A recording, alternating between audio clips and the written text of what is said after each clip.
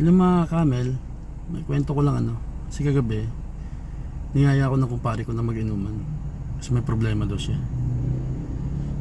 Tapos habang nagiinuman kami, tinanong ko. Sabi ko, pre, ano ba problema? Hindi niya ako sinagot. Tapos tinanong niya ako. Sabi niya, pre, ano mas malayo?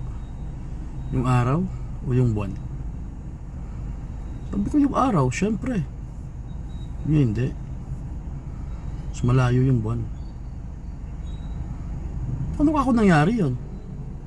Sabi niya, pre, naaalala mo yung shota ko? Ikaw naman. Sabi niya, pre, wala na kami.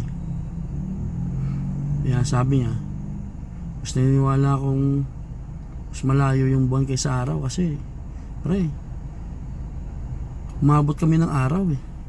Pero hindi kami inabot ng buwan.